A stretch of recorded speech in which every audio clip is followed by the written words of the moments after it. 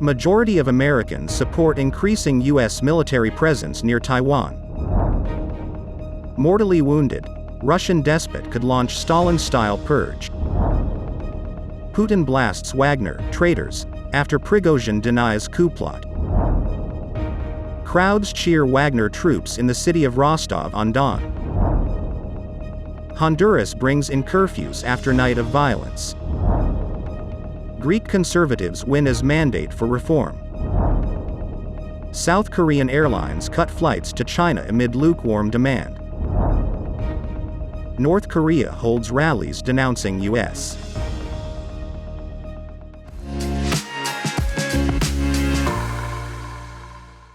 Hello, I'm Johnny. Thank you for joining us on Funday News. It's Tuesday, June 27th, and here are your top stories. According to the results of a Reagan Institute poll shared with Fox News on Sunday, more than half of Americans, 56%, said that they would support an increase in U.S. military presence as a way to discourage China from invading Taiwan, and 30% indicated they would oppose such a move. Because of the threat facing Taiwan, the Reagan Institute poll found that 52% of Americans support the idea of increasing U.S. arms sales to Taiwan in an effort to deter China, compared to 31% who oppose such a move. Americans also voiced support for U.S. lawmakers who have held meetings with leaders from Taiwan, with 61% saying the lawmakers were right, because they showed support for a threatened democracy, while 21% said those meetings were wrong as they risked provoking China. Overall, respondents showed overwhelming support for increasing the strength of the military. The Ronald Reagan Institute said the survey shows the American people want the United States to demonstrate leadership in the world. UK government officials are warning the mortally wounded despot could carry out a Stalin-style purge to cling on to power, and Britain must prepare for the sudden collapse of Vladimir Putin's regime. A senior source in the UK government told The Times that this could be chapter 1 of something new. The chairman of the Foreign Affairs Select Committee in the UK Parliament, Alicia Kearns, said no one believes that Prigozhin is going to Belarus, and there's nothing more that Putin hates than a traitor. Prigozhin's whereabouts were unknown last night, with no sign that he had arrived safely in Belarus. A spokesman for Prigozhin told Russian broadcaster RTVI he was out of contact.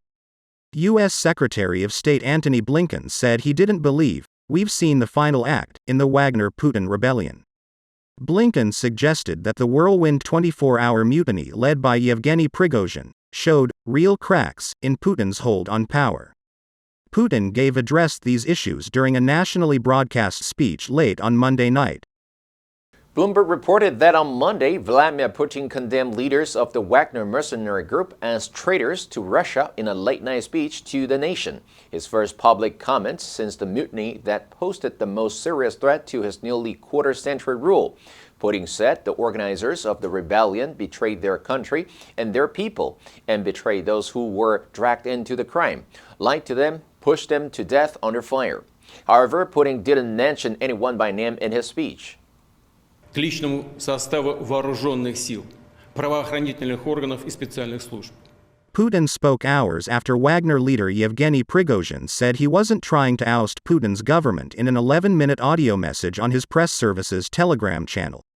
In addition, Russian state media reported earlier on Monday that the criminal case against Prigozhin opened at the start of the crisis still hasn't been closed. On the other hand, Putin addressed Wagner fighters in his speech by saying, "The promise I made will be fulfilled," meaning they could join the regular military, go home, or relocate to Belarus.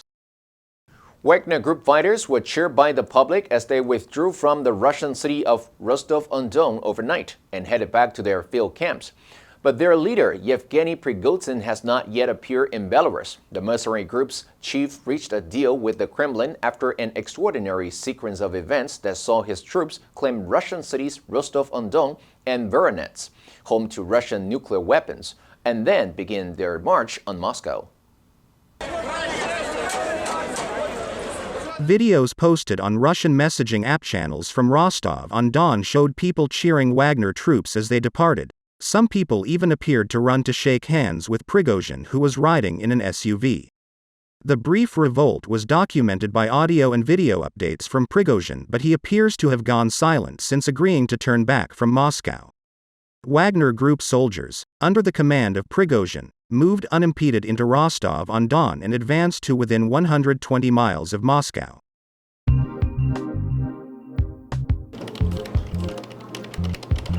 这次加薪的幅度呢，我认为会是落在10%到15%这样的一个区间。跟其他员工最大的不同部分呢，是我能够就像刚刚提到的，我可以在一个企划案还没有生成的时候，我可以先有一个远大的目标，我能够知道整个 big picture 是什么东西。不好意思。我的针对于这样的一个认可度，我大概有70-80%的把握，我可以获得升迁及加薪。Johnny， 那个非常不好意思，我可能要在这边告知你，你已经被资遣了。对，是真的非常抱歉。那可能要麻烦你在下礼拜5之前，就是把你的个人物品先收拾干净，这样。有没有什么事我可以帮你的吗？那如果没有什么问题的话，再麻烦你把你的员工证交回给原主管，这样。好，那如果没有什么问题的话，我们今天就到这边。真的非常不好意思。我可以知道是什么原因吗？有同仁反映，最近冰箱的食物很常不见，我常常看到你在附近徘徊。我买的面包也是买了，然后一个下午就不见了。你该不会知道什么？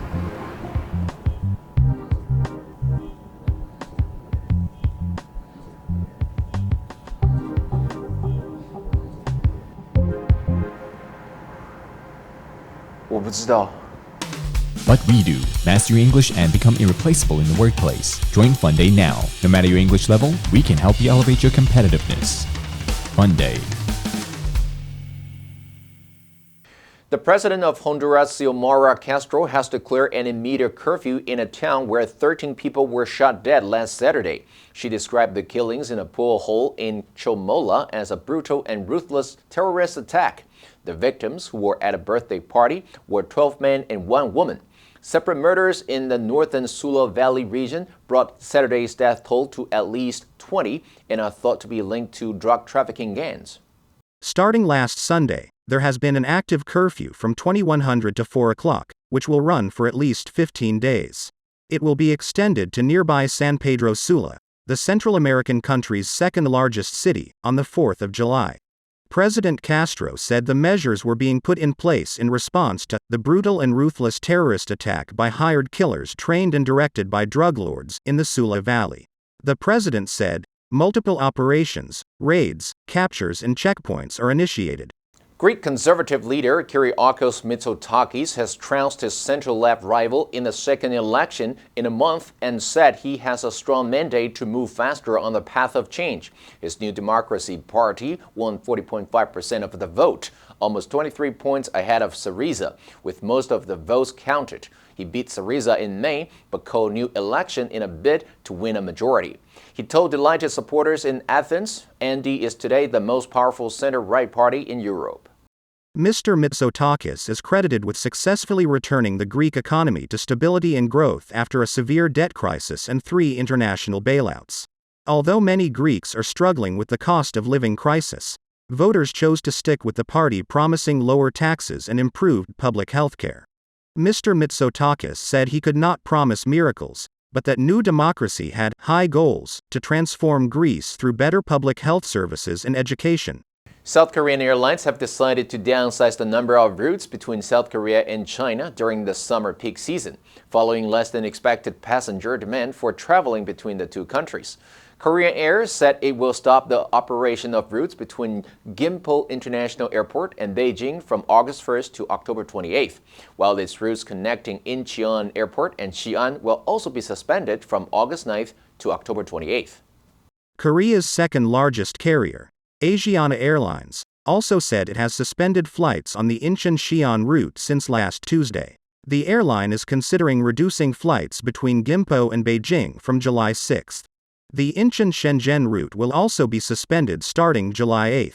All three routes are set to resume operations on October 28.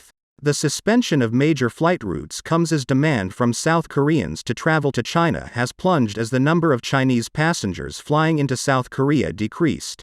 North Korean state media reported on Monday the country held mass rallies in Pyongyang where people shouted slogans vowing a war of revenge to destroy the United States as it marked the 73rd anniversary of the outbreak of the Korean War.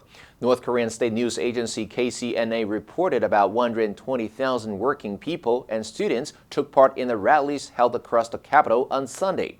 Photos released by state media showed a stadium crowded with people holding placards reading, "The imperialist U.S. is the destroyer of peace."